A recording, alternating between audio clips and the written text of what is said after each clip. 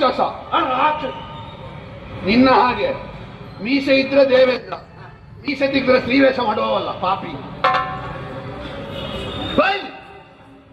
ನಾವು ಒಪ್ಪೆ ಹಾಕ್ತಾರೆ ಇರುವುದು, ನಿಮಗೆ ಯಾವುದು ಆಗ್ತದೆ ಅಲ್ವಾ? ನಮ್ಗೆ ಯಾವುದು ಆಗಿತ್ತು ಹಣೆ ಬರ ಕೆಟ್ಟವಣೆ.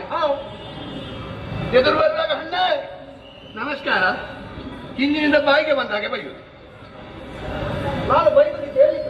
ಓ, ನನಗೆ ಕೇಳಿಲ್ಲ, ಕೇಳಿಸಿಕೊಂಡವರು ಹೇಳಿದ್ದಾರೆ.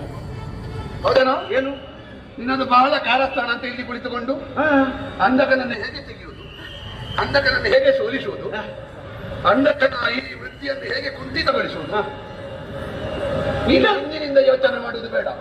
ನೀನು ಗಂಡು ಮಗ ಹೌದಾದ್ರೆ, ನೀನು ನಿಜವಾಗಿಯೂ ಪುರುಷ ಪುಂಗವ ಹೌದಾದ್ರೆ, ನೀನು ಹಿಂದಿನಿಂದ ಮಾಡ್ತಾ ಇರುತ್ತ ಭಾವಿಸಿದರು ಎದುರಿನಿಂದ ಮಾಡು. ಅಧಮ ನಿನ್ನ ವಿಷಯ ತಿಳಿದೇ ಬಂದಿದೆ. ಸ್ವರ್ಗದ ಪೀಠ ಕೊಡ್ತೀಯ,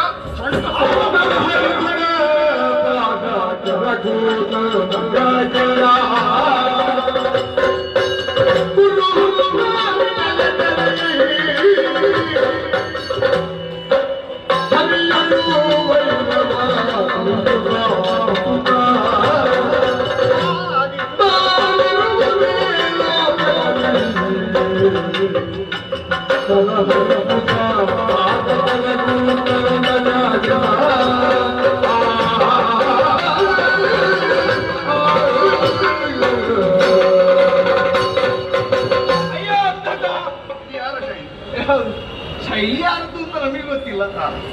ಅನುಕರಣ ನಮ್ಮ ಕ್ರಮ. ಆದರೂ ಕೂಡ ನಿನ್ನಲ್ಲಿ ಒಂದು ಕೇಳುವಂತಹದ್ದು, ನಿನ್ನ ಪೌರುಷ ನನ್ನಲ್ಲಿ ತೋರಿಸು.